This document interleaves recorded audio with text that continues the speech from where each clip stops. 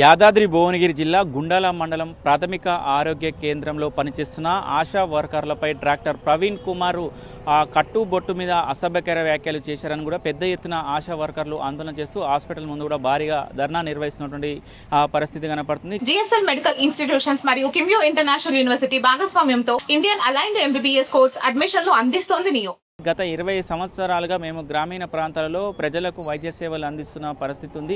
ఎక్కడ ఎలాంటి ఇబ్బందులు జరగలేదు. కానీ డాక్టర్ ప్రవీణ్ కుమార్ మాపై కూడా కట్టుబొట్టు మీద మేము ఏదైతే కట్టుకుంటున్న చీరలపై కూడా ఆయన అసభ్యకర వ్యాఖ్యలు చేస్తారని పెద్ద ఎత్తున ఆశా వర్కర్లు ధర్నా నిర్వహిస్తున్నటువంటి పరిస్థితి ఉంది. మేము ఇన్ని సంవత్సరాలు పనిచేస్తున్నా కూడా మమ్మల్ని ఈ విధంగా అవమానించే హక్కు కూడా ఎవరికి ఉండదని కూడా వారు పెద్ద ఎత్తున స్పష్టం చేస్తున్న పరిస్థితి ఉంది. ఇప్పటికీ అధికారులకు కూడా మేము కంప్లైంట్ చేసాము. వెంటనే ఎవరైతే డాక్టర్ ప్రవీణ్ కుమార్ ప్రవీణ్ కుమార్ వెంటనే సస్పెండ్ చేయాలని కూడా వారు ప్రధాన డిమాండ్ కూడా ధర్నా నిర్వహిస్తున్నటువంటి పరిస్థితి కనపడుతుంది. ఒకవేళ మేము ఆ డాక్టర్పై చర్యలు తీసుకోకుండా ఇలానే ఉంటే మా ఉద్యమాన్ని ఉద్ధృతం చేస్తామని కూడా ఆశా వర్కర్లు హెచ్చరిస్తున్నటువంటి పరిస్థితి కనపడుతుంది. మేము ఏమైనా తప్పులు చేశామా, మేము ఏమైనా ఆరోగ్యంలో ప్రతి గ్రామీణ ప్రాంతాలలో ప్రజలకు సంబంధించిన వైద్య సేవలు అందించుకుంటూ వస్తున్నటువంటి పరిస్థితి అయినా కూడా మా మీద ఎందుకు కట్టుబొట్టు మీద ఈ విధంగా అనుచిత వ్యాఖ్యలు చేస్తున్నారని కూడా వారు పెద్ద ఎత్తున ఆగ్రహం చేస్తున్నటువంటి వందలాది మంది ఆశా వర్కర్లు కూడా ప్రాథమిక ఆరోగ్య కేంద్రం వద్దకు వచ్చి కూడా ధర్నా నిర్వహిస్తున్నటువంటి పరిస్థితి కనపడుతుంది. మొత్తంగా వాళ్ళు ఒకటే డిమాండ్ చేస్తున్నటువంటి పరిస్థితి కనపడుతుంది.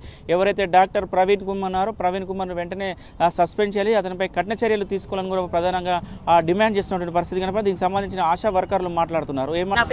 నా పేరు శోభారాణి, నేను గుండాల మండల అధ్యక్షురాలి. అయితే ఇక్కడ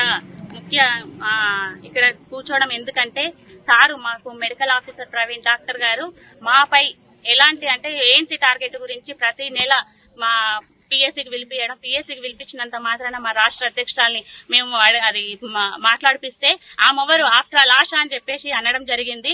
ఆఫ్టర్ ఆల్ ఆశ అంటే ఏందో చెప్పాలి. అదిగాక మాకు కట్టుబొట్టు పైన మా యూనిఫామ్ మీద నీ లంగ్ ఏది, నీ బ్లౌజ్ ఏదని చెప్పేసి కూడా ఎన్నో సార్లు అన్నారు. అయినా మేము అట్లా కూడా అనుకుంటూ మాట్లాడేమో సార్ అని చెప్పేసి ఇన్ని ఏండ్ల నుండి మేము 20 సంవత్సరాల నుండి డ్యూటీ చేసుకుంటూ వచ్చినాము.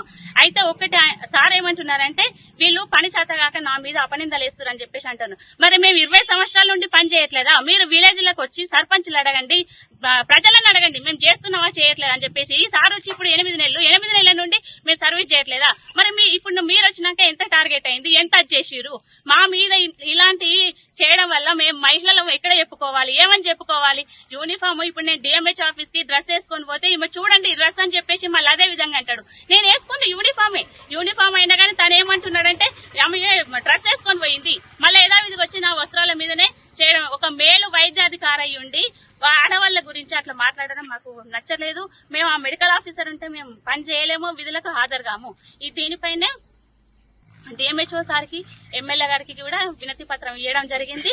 ఆయన పోయేంత వరకు మేము విధులకు హాజరుగాము, మేము డ్యూటీలు చేయం, ఆయనను పంపించేయాలి ఇక్కడ నుండి.